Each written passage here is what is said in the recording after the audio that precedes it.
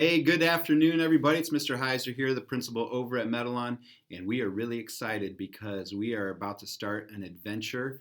And it's one of my favorite things to do every single year, where every single student and staff member, we all are reading the same book at the same time. We call it One School, One Book. And the book for this year is The Tale of Despereaux by Kate DiCamillo, and we're really excited about it. I've read it one time before, so I can't wait to dig back into this book and read it again. It's a great adventure book. It's got a lot of cool things in it. And so, what we were asking you to do, and I'm going to be sending something home to you, is give you the opportunity to read this book with your students every single night, every single school night. And so, each night should take about 10 minutes or so, maybe 15, but it'll give you an opportunity to read with your kids. Have them read to you. You can read to them. You can actually, if you would prefer, on certain nights, they can listen to me reading. I'll be reading the next three chapters in just a few moments, and many of our staff members will also be reading. And so I'll send the video every single night through our Perkins Now YouTube channel. So make sure to subscribe to that and to click on that whenever a new video pops up, that you will have access to that. I think that will be very helpful. So first three chapters we will be reading sometime this weekend, so then they can come to school on Tuesday when they come back and talk about the first three chapters. Okay, so I'm going to go ahead and start right now with the first three chapters of this wonderful book, The Tale of Despereaux. Here we go. Chapter 1, the last one. This story begins within the walls of a castle with the birth of a mouse, a small mouse, the last mouse born to his parents and the only one of his litter to be born alive. "Where are my babies?" said the exhausted mother when the ordeal was through. Show to me my babies." The father mouse held the one small mouse up high. "There is only one," he said. "The others are dead." "Mon Dieu! Just the one baby mouse?" "Just the one." "Will you name him?" "All of that work for nothing," said the mother. She sighed. "It is so sad. It is such a disappointment." She was a French mouse who had arrived at the castle long ago in the luggage of a visiting French diplomat. Disappointment was one of her favorite words. She used it often. "Will you name him?" repeated the father. "Will I name him? Will I name him?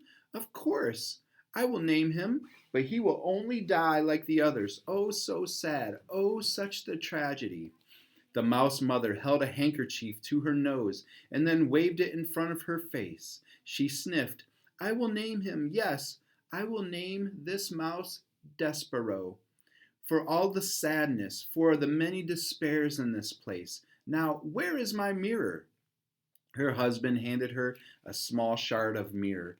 The mouse mother, whose name was Antoinette, looked at her reflection and gasped aloud. "Toulouse," she said to one of her sons, "get for me my makeup bag. My eyes are a fright." While Antoinette touched up her eye makeup, the mouse father put Despereaux down on the bed made of blanket scraps. The April sun, weak but determined, shone through a castle window, and from there squeezed itself through a small hole in the wall and placed one gold finger on the little mouse. The other older mice, children, gathered around to stare at Despereaux. "His ears are too big," said his sister Merlot. "Those are the biggest ears I've ever seen." "Look," said a brother named Furlough. "His eyes are open, Pa. His eyes are open. They shouldn't be open." It is true, Despereaux's eyes should not have been open, but they were. He was staring at the sun reflecting off his mother's mirror. The light was shining onto the ceiling in an oval of brilliance, and he was smiling up at the sight. "There's something wrong with him," said the father. "Leave him alone." Despereaux's brothers and sisters stepped back, away from the new mouse. "This is the last," proclaimed Antoinette from her bed. "I will have no more mice babies. They are such the disappointment. They are hard on my beauty. They ruin for me my looks. This is the last one. No more." "The last one," said the father, "and he'll be dead soon. He can't live, not with his eyes open like that." But, reader, He did live, and this is his story. Here we go. There is a picture. I don't know if you can see that. Let's see if I can do it right. There we go. All right, that was Despereaux. Chapter 2, Such a Disappointment. Despereaux Tilling lived, but his existence was cause for much speculation in the mouse community. "He's the smallest mouse I've ever seen," said his Aunt Florence. "It's ridiculous. No mouse has ever been this small, not even a Tilling." She looked at Despereaux through narrowed eyes, as if she expected him to disappear entirely. "No mouse," she said again, "ever." Despereaux, his tail wrapped around his feet, stared back at her. "Those are some big ears he's got, too," observed his Uncle Alfred. "They look more like donkey ears, if you ask me." "They are obscenely large ears," said Aunt Florence, and Despereaux wiggled his ears. His Aunt Florence gasped. "They say he was born with his eyes open," whispered Uncle Alfred, and Despereaux stared hard at his uncle. "Impossible," said Aunt Florence. "No mouse, no matter how small or obscenely large-eared, is ever born with his eyes open. It simply isn't done." "His Pa Lester said he's not well," said Uncle Alfred, and Despereaux sneezed. "Achoo!" He said nothing in defense of himself. How could he? Everything his aunt and uncle said was true. He was ridiculously small. His ears were obscenely large. He had been born with his eyes open. And he was sickly. He coughed and sneezed so often that he carried a handkerchief in one paw at all times. He ran temperatures. He fainted at loud noises. Most alarming of all, he showed no interest in the things that a mouse should show interest in. I wonder if it's like cheese or something like that. I think mice like cheese, right? He did not think constantly of food. He was not intent on tracking down every crumb. While his larger, older siblings ate, Despereaux stood with his head cocked to one side, holding very still. "Do you hear that sweet, sweet sound?" he said. "I hear the sound of cake crumbs falling out of people's mouths and hitting the floor," said his brother Tulise. "That's what I hear." "No," said Despereaux, "it's something else. It sounds like, honey." "He might have big ears," said Tulise, "but they're not attached right to your brain. You don't bear honey, or you don't hear honey. You smell honey. Where there's honey to smell, which there isn't." "Son," barked Despereaux's father, "snap to it. Get your head out of the clouds and hunt for crumbs." "Please," said his mother, "look for the crumbs. Eat them to make your mama happy. You are such the skinny mouse. You are a disappointment to your mama." "Sorry," said Despereaux. He lowered his head and sniffed the castle floor. But, reader, he was not smelling. He was listening with his big ears to the sweet sound that no other mouse seemed to hear. Chapter 3, Once Upon a Time. Despereaux's siblings tried to educate him in the ways of being a mouse. His brother Furlough took him on a tour of the castle to demonstrate the art of scurrying. "Move side to side," instructed Furlough, scrabbling across the waxed castle floor. "Look over your shoulder all the time, first to the right, then to the left. Don't stop for anything." Sorry about that. But Despereaux wasn't listening to Furlough. He was staring at the light pouring in through the stained glass windows in the castle. He stood on his hind legs and held his handkerchief over his heart and stared up into the brilliant light. "Furlough," he said, "what is this thing? What are all these colors? Are we in heaven?" "Cripes!" shouted Furlough from a far corner. "Don't stand there in the middle of the floor talking about heaven. Move, you're a mouse, not a man. You've got to scurry." "What?" said Despereaux, still staring at the light. But Furlough was gone. He had, like a good mouse, disappeared into a hole in the molding.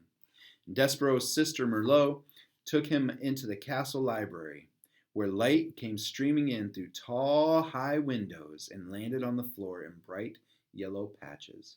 "Here," said Merlot, "follow me, small brother, and I will instruct you on the fine points of how to nibble paper."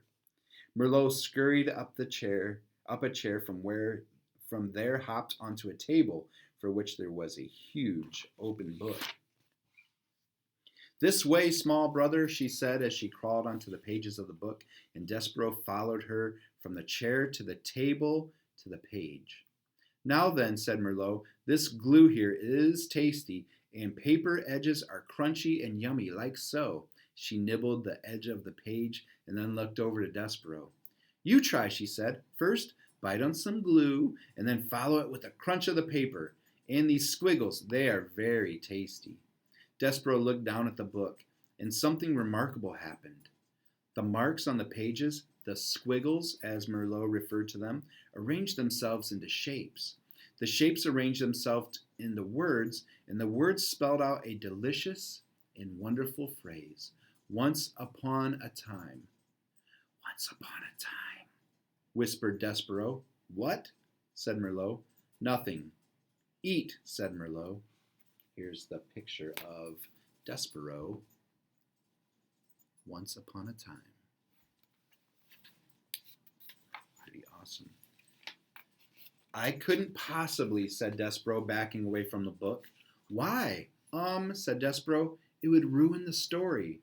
The story? What story? Merlot stared at him. A piece of paper trembled at the end of one of her indignant whiskers. It's just like Pa said when you were born. Something isn't right with you. She turned and scurried from the library to tell her parents about this latest disappointment. Despereaux waited until she was gone, and then he reached out and, with one paw, touched the lovely words, Once upon a time. He shivered. He sneezed. Achoo! He blew his nose onto his handkerchief. Once upon a time, he said aloud, relishing the sound, and then, tracing each word with his paw, he read the story of a beautiful princess and the brave knight who serves and honors her.